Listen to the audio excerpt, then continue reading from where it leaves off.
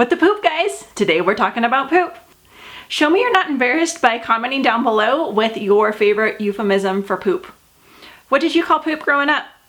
And see if you can find me using euphemisms in this video. Definitely not the most comfortable subject to talk about, definitely super important for your health. What is diarrhea? So diarrhea is when your food is passing too quickly through your digestive system. So transit time is how long it takes you to digest food. Humans have a relatively short transit time of like 18 to 24 hours. Carnivores tend to have a very short transit time of like 6 to 24 hours. Animals that have a very long digestive tract that are designed for digesting lots of fiber and can get the nutrients out of that fiber have a way longer transit time, and they have a way longer digestive tract. So these are my intestines. You see that? So animals that are supposed to be digesting lots of fiber, lots of plant food, they've got to extract the nutrients from it. They've got to keep it in their belly longer.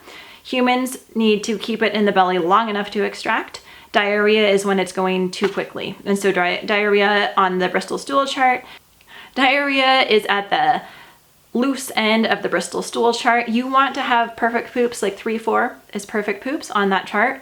And diarrhea is when your poops are not holding together, they're watery, they're usually not super comfortable, you have urgency to get to the toilet often, and you're going to the toilet often. Sugar malabsorption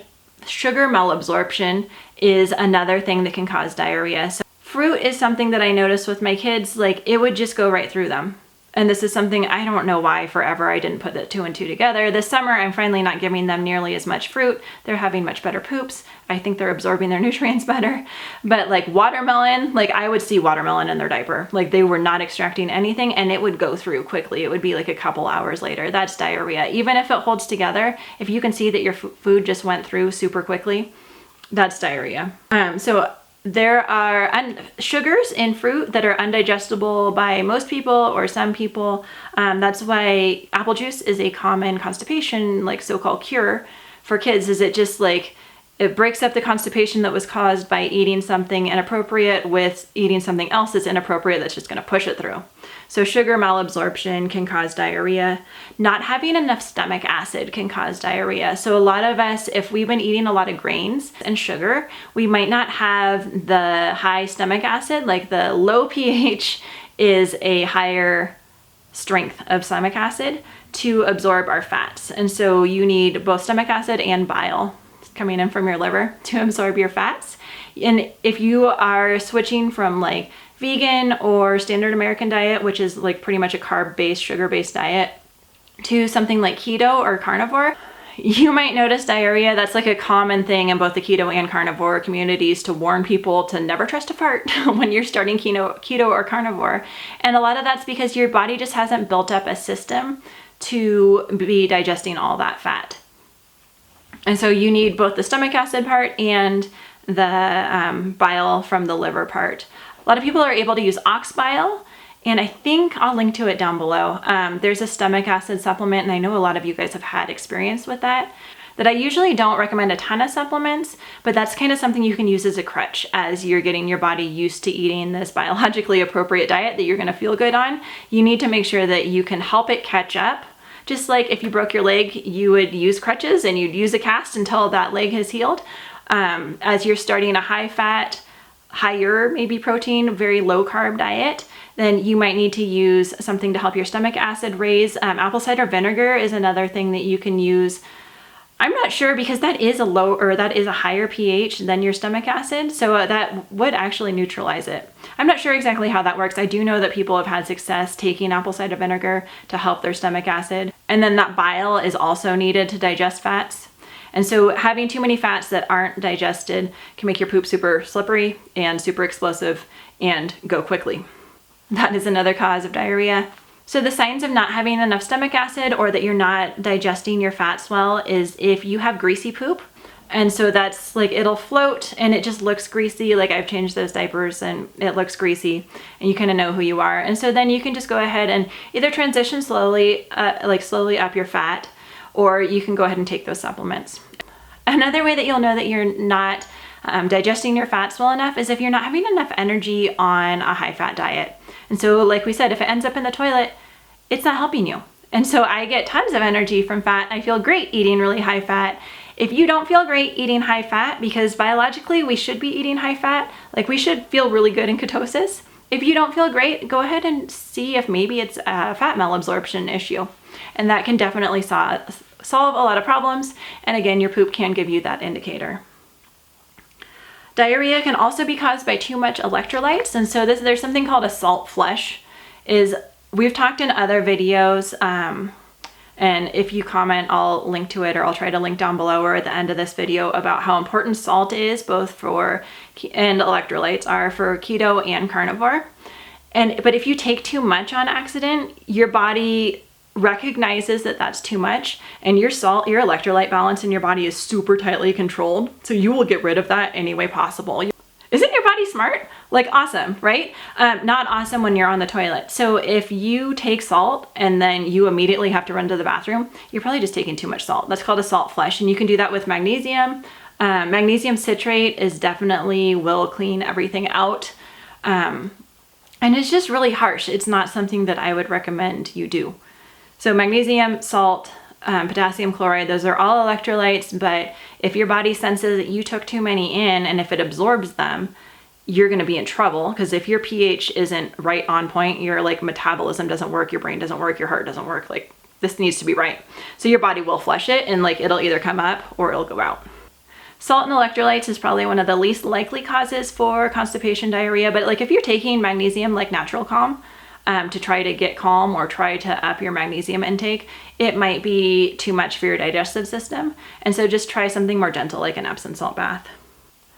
Then the last cause that we're going to talk about for diarrhea, and of course there's others like viruses and lots of other different stuff, but these are the main ones in healthy people that are getting diarrhea when they switch to keto or carnivore, is your gut flora is rebalancing. So you've got trillions of things in your digestive system that are supposed to be helping you digest your food. They're supposed to be providing immune system support.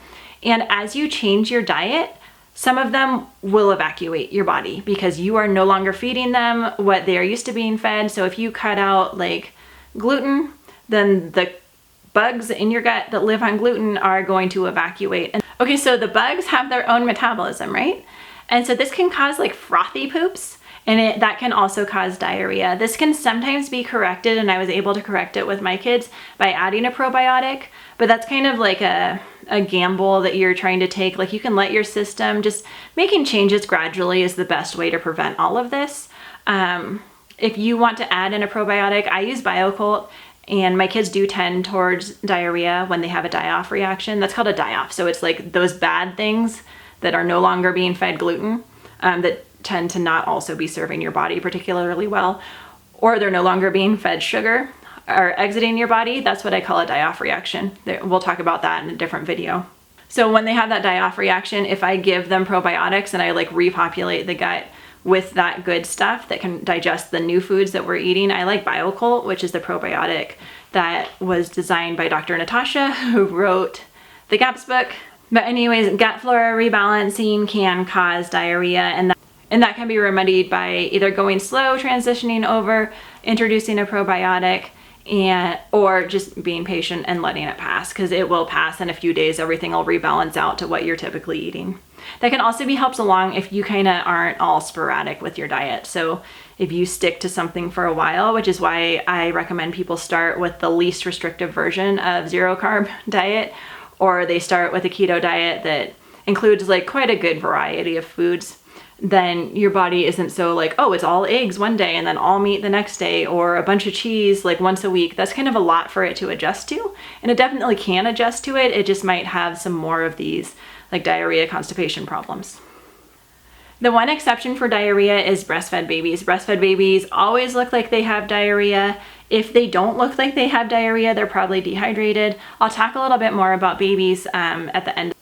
I know it doesn't apply to most of my watchers right now. So some remedies for diarrhea, just to recap, is go slow with the fat, cut the fiber.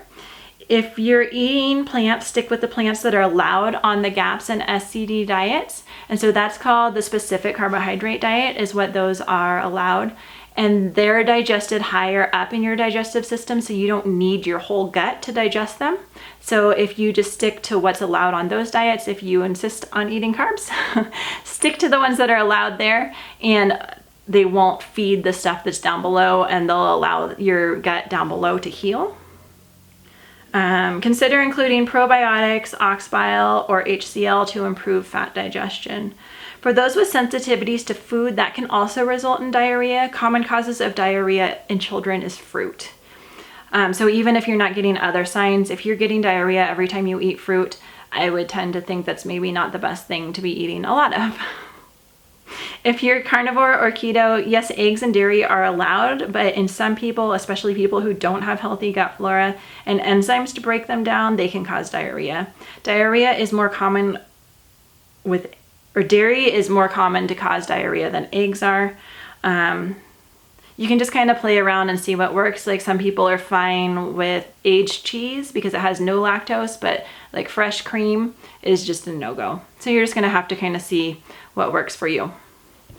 This is also more common in people who have been primarily dairy-free. Your enzymes will adjust to what you're eating. So if you're dairy-free for a time and then you eat a block of cheese or start adding copious amounts of whipping cream to your coffee, don't be shocked if your enzymes take a few days to catch up and you get diarrhea in the meantime. While your enzyme production is ramping back up, dairy is going to shoot through your system undigested, which will look like diarrhea. Next, we're moving on to constipation. We've been conditioned by cereal and supplement companies to think it's normal to poop often and you need to poop big. Poop big or go home, right? You may be under the impression that you need to poop 3 or more times a day to be healthy, but there are not any studies that I found that correlate frequent pooping and positive health.